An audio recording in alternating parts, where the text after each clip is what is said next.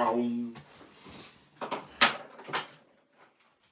up, everybody?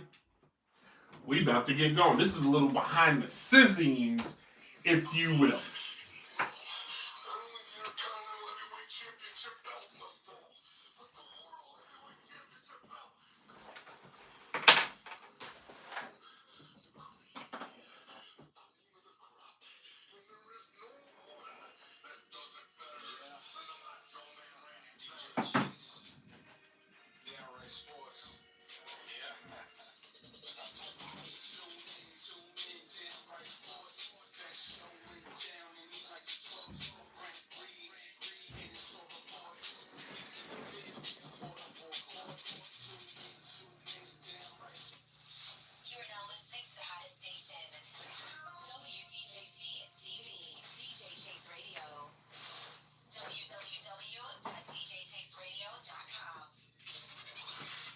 It's 2026. Downright Sports with Brent Reed. The best is sports talk right here on DJ Chase Radio.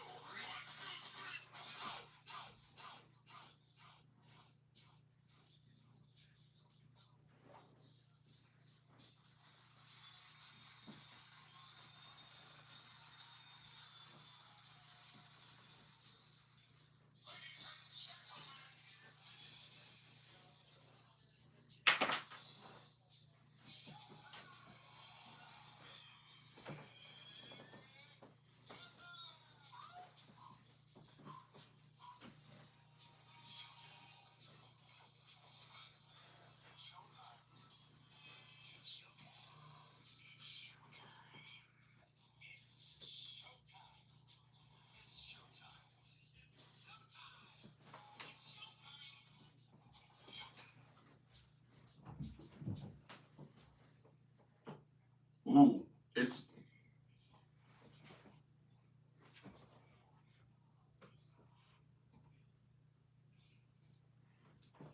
showtime, everybody. If you've been on YouTube and Facebook watching me go crazy for the last minute, yeah, because I have.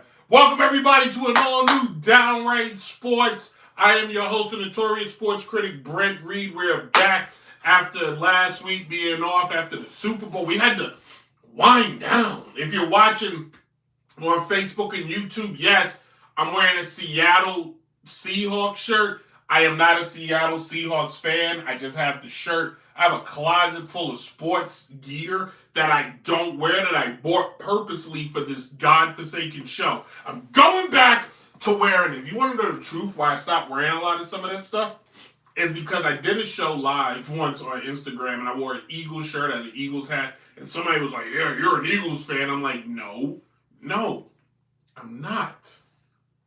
Don't do that. I'm not an Eagles fan. What I am, though, is the notorious sports critic.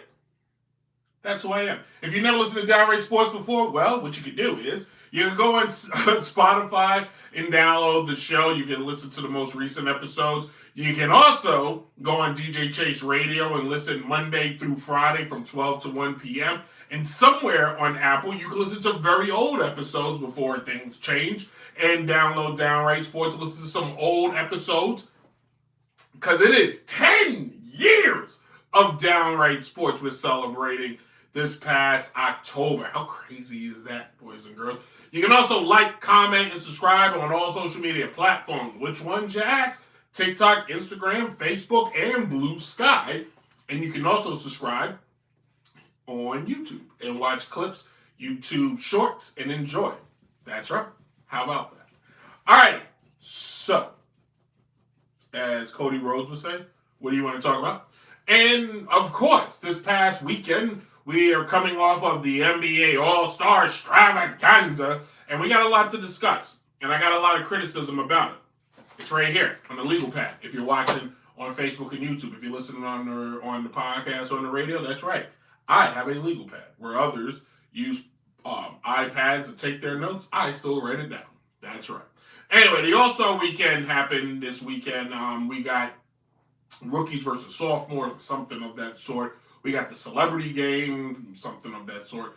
And then we got All-Star Weekend, All-Star Saturday Night, which gives you the three-point contest, the dunk contest, and then some other things.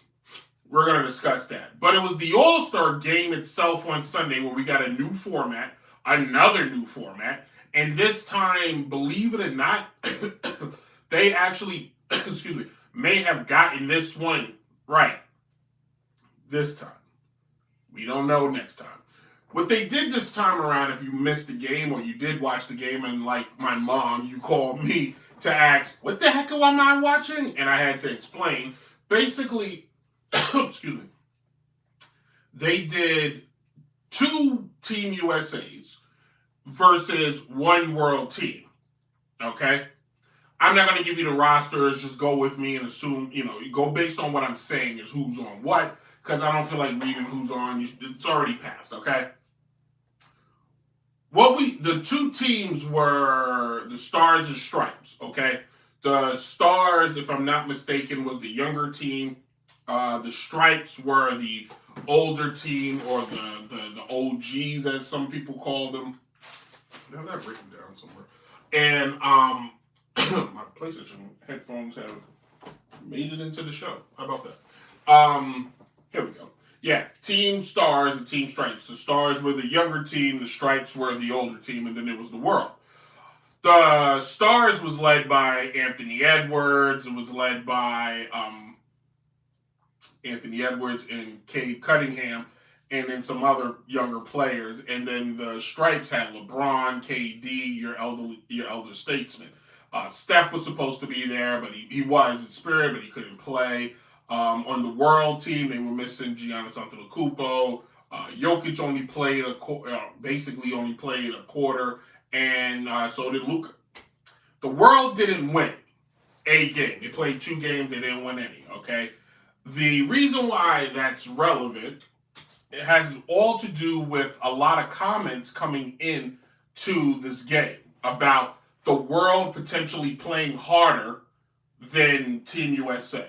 Kevin Durant took to the press conference and said, "Hey, I'm gonna read between the lines. You basically saying the European white players play harder than the American black players." That's what he took away from it. All right. What I took away from it was no, that wasn't it. Is there some truth to it? Maybe with a small percentage of reporters, but let's look at this in a whole. All right. The first game was the Stars, again the younger players. They face the World. And with Victor Wembanyama on that team, they set a tone, both teams, that they came to play and make an impact early. And it was very competitive. You couldn't fake this level of competition between these teams. It was impossible. All right? You saw Victor Wembanyama out there getting block shot after block shot after block shot. Basically, not a lot, like allowing everybody to know, in my opinion, this is what I took away. He was announcing to the entire game of basketball and to the world of basketball that he is not just the tallest player in the game, but also he will be the standard. This game will go through San Antonio. It will go through him. Whether sooner than later, he's going to make that happen. From the Stars situation, if you watched, and I mean it, if you actually watched, there were some players that was like, well, should we go hard? Shouldn't we go hard? But the Stars was playing defense. At one point, they were playing full court press. They were not allowing the World to get off. And what I mean by that is Luka and Jokic, I did not hear this on ESPN. I did not hear this on Fox. I didn't hear this anywhere. How they phoned it in. If you watched that game and you didn't feel that Jokic, who we anoint as the 3-time MVP, Luka, who some say is the best in the game, no. Not after Sunday. I won't give it to you. They had an opportunity to put a stamp, to submit, to make the United States players submit. They had a chance to slap everyone in the face, and they didn't. They were lackluster. They were on the court, but they weren't going hard. No. And someone said, why should they? Because the conversation has been that the United States players don't care, but the world players care. Now, maybe if they had a jersey on of their home country and not of the world, it would be a different situation. And for the case of the USA team, they had USA, there was some pride in the world. They don't share the same common interests as every country. They don't. But still, yet, when you see, let me just give it to you like this: Tyrese Maxey, Cade Cunningham, Anthony Davis, Scotty Barnes, and Jalen Johnson playing as if they were in a regular season playoff, like as like they were in a playoff game, you would think there would have been some pride in those guys. Now, the world was also missing Shai Gilgeous-Alexander, which I would think could be a difference. I think Shea would have been a difference maker. I think Giannis would have been a difference maker. And I like to have seen what that world team looks like when you got Victor, Giannis on the floor at the same time. That's why they got to run it back next year when everybody's healthy. The Stars then would move on, and then they would face, in the next game, they would get an opportunity to face the Stripes, okay? Was that the case? Yeah, they would face the Stripes, and where you basically got to see, does the old guard stand a chance? Is the old guard going to let these young thugs, these young whippersnappers, step on their court and knock them out? The Stripes, you got LeBron, KD, Kawhi Leonard. That is the blue bloods of the NBA. Then Jaylen Brown. I'm not sure why Jaylen Brown's not on the Stars team. He's a young guy. Jalen Brunson, I'll give him that. Brandon Ingram should have been on the other team. Mitchell, he should be on that team. Fox, and then Curry didn't play. You saw in one game the Stripes, led by Kawhi Leonard, basically in LeBron James and Jalen. You saw them like, hey, you guys ain't just going to walk on the court and knock us out. Like, that ain't happen. We're going to give you, we come in to fight. And they did for one game, and then they fought the world. But it was the final game, the championship game, where you got to see the new face, the new faces, the new standard bearers of the NBA say, nah, cuz.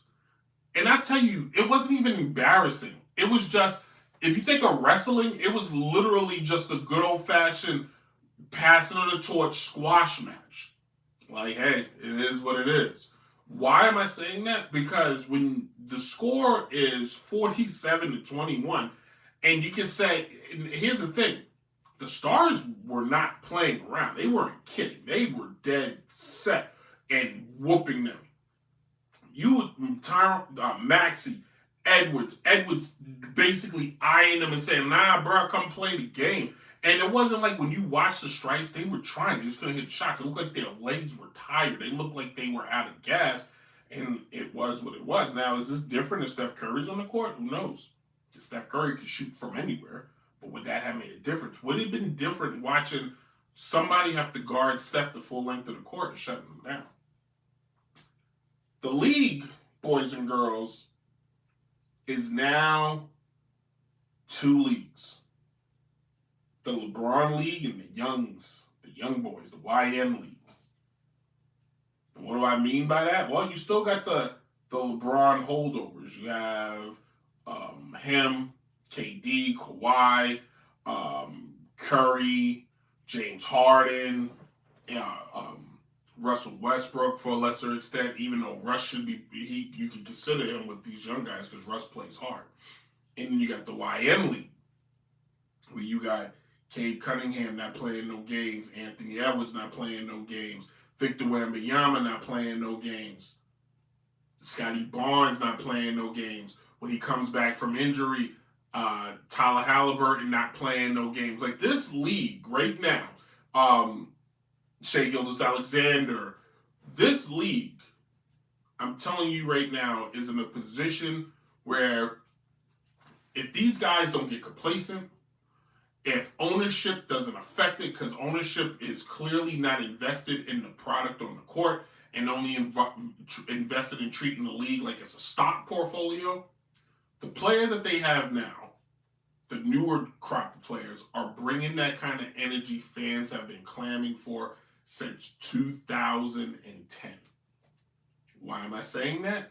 Well, realistically, since 2016 when Kobe retired. But they have been clamoring for some sort of competition amongst each other. No more of this custom handshake between players that don't even play on the same team. The KDs and LeBrons aren't done yet. But the time is coming. Steph Curry, he's hanging in there. James Harden's hanging in there. Kawhi Leonard showed he still got some game left in him.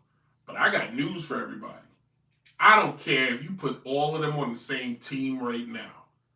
These younger players are taking over the league, and I couldn't have been any more happier.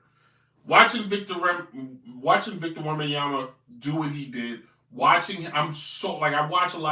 some of his games this year, and his level of play is just day and night different. Anthony, now if you're the NBA, seriously, you need to have a conversation with ESPN, NBC, Tubi, Pluto, what other streaming do they come on?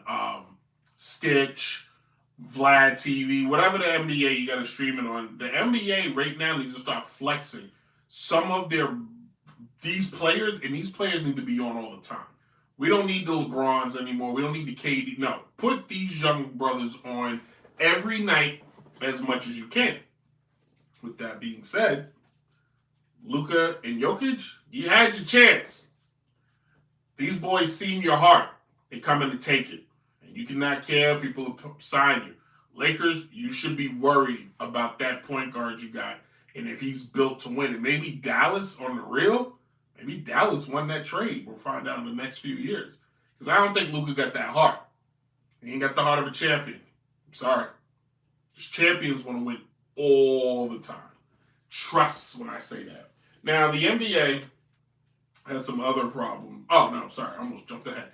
So, how do we fix the All-Star weekend? All right. Next year, let's see what this game does. Let's give it another year. See what it does.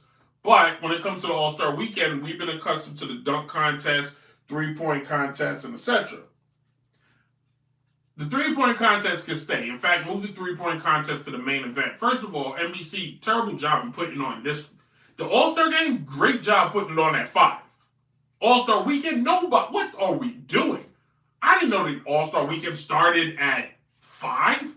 That's why the streaming is so stupid. Why are we on at 5? 8 o'clock. You telling me more people are watching the Olympics at 8 than the NBA?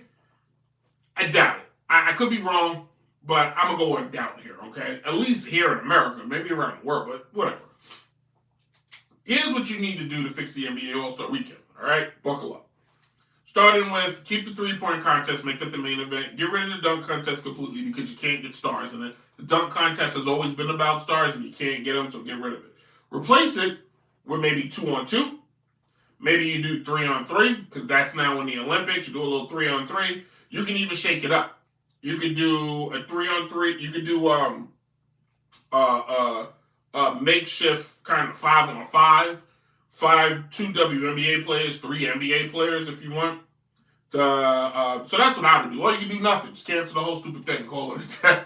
If baseball has just do the three-point contest. Seriously. The home run derby is all baseball does. In the NFL, I don't know if they do anything. Or do pie eating or some foolishness like that. So, you're asking why, if you ask, why doesn't, the old stuff happen anymore? 1, the guys are paid more. But 2, they don't care. It's just that simple. They don't care. Competition ain't there. Maybe that'll change, but they don't care. Am I better? No, they don't care. So, whatever. It is what it is. The proof in not caring has everything to do if you see how the league is broken down. Currently, right now, there's a conversation, is there tanking going on, all right? The reason why that conversation is happening, because you currently, right now, you have a bunch of teams that's just not playing players. The Washington Wizards, on paper, traded for 2 former MVPs, 2 former All-Stars, 1 perennial MVP candidate, a guy with plenty, they have, if you don't notice, the Washington Wizards actually have Trae Young and Anthony Davis on their roster and not playing them. The Wizards are currently 14-39. The Indiana Pacers, they lost one of their best players, so I'm not counting them. Brooklyn Nets have sucked forever. And then if you look on the West, the Kings, the Pelicans, and the Jazz, and maybe even Dallas are not playing. The Grizzlies, they are not playing players. So is tanking wrong? Should we care? As fans, you should. So here's my resolution. You're the Kings, you're the Pelicans, you're the Jazz. I'm just going to use them because they're on my screen. For the rest of the year, your ticket prices is $20. Floor seats included. Floor seats, I'll raise it. Floor seats are $100. But your ticket prices should not be more than $100. Your concession should not cost a customer with a family more than $100. And quite frankly, for the next 5 years, your ticket prices should not be more than $500. That should be your cap. For those friends, that if I was the commissioner, that would be my penalty. I don't give a rat's ass what they say. I would penalize these teams that think they're going to tank to get the better person in their pockets. Don't fine them. No. Set their prices. Now, Adam Silver won't do that because he may be tall, but he's got a jellyfish spine. If I'm the Wizards, you're in the nation's capital, bro. You are a 20-minute plane flight from New York to DC. Your team should be rich in winning, and instead you have sucked for more than 20 years. I don't want to hear anything about ticket prices from Washington. If prices for the Wizards, the Brooklyn Nets, the Utah Jazz, the Pelicans, the Kings, and hell, throw the Grizzlies and Dallas, any team that I deem is purposely, you're not playing a player, you're purposely not winning, that is cheating the game, that is cheating the fans. And all right, fine, you don't care, fine. Ticket prices are dead. The cap is $500.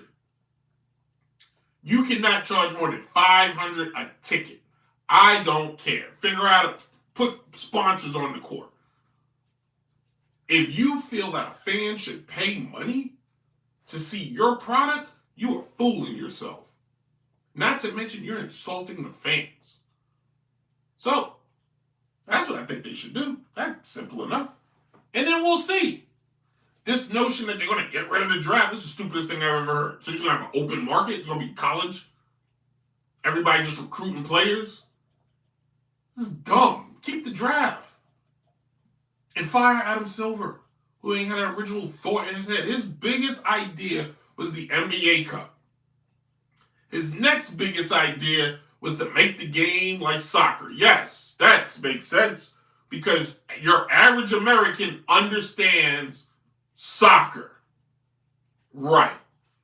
Soccer's been in our country for more than 50 years and your average fan still has zero clue how it's played. Funny enough, every suburban kid growing up in America always plays soccer. But what do they tell them when they're young? Just run up and down the field. That's it. And they get a participation trophy. That's what you want to do here in this game? That's what you want to do? You're giving out participation trophies? Whew. Warming up. Warming up. Anyway, second half of the season kicks off this week. If I'm not mistaken, it kicks off Thursday. The NBA second half resumes Thursday. You got the Nets and the Cavaliers, Atlanta and the 76ers. The marquee games, you're going to have the Detroit Pistons versus the New York Knicks. The Celtics take on the Warriors. The Nuggets take on the Clippers. The Rockets take on the home. I'm going on too far. Anyway, you got some pretty good games coming back. But how's the second half going to look? So let's do it like this. Here are the teams that could make a run and make some noise. The Spurs, Detroit, OKC, the Lakers, believe it or not, I believe, and I'll tell you why, the Knicks and the Celtics. Let's start with the Lakers. This second half, if LeBron James, in all honesty, after this All-Star break, after getting embarrassed, because that wasn't a bunch of guys just throwing the ball, acting stupid. No, that was a team coming to take the throat of the young guys. If you don't believe me, go back and listen to the early part of the show, or go back and watch the early part of the show, depending on where you're viewing or listening to me at. You're LeBron James. You're sitting at home right now. Maybe you're sitting at a beach. You're somewhere and you're sitting. And you're having that Rocky 3 moment. And I think what should be happening right now is Dwayne Wade should be walking into a gym somewhere, looking at LeBron in the face and saying, "You lost that eye. You went when I faced you, you had the eye of the tiger. Now, I don't know, but maybe I can help you get it back." And LeBron's like, "But you're gonna owe me a favor." And LeBron's like, "What favor?" It's gonna be a one-on-one game later. LeBron's currently averaging 22 points, 5 rebounds, a little more, 6 rebounds and 7 assists. Okay, Luka, his best player, quote unquote, is only averaging 8 assists, 9 if you round it up. LeBron needs to sit down with JJ Redick, devise a game plan, and take over this team. This team currently right now, when it comes to playoff contention, is in the thick. They're in it.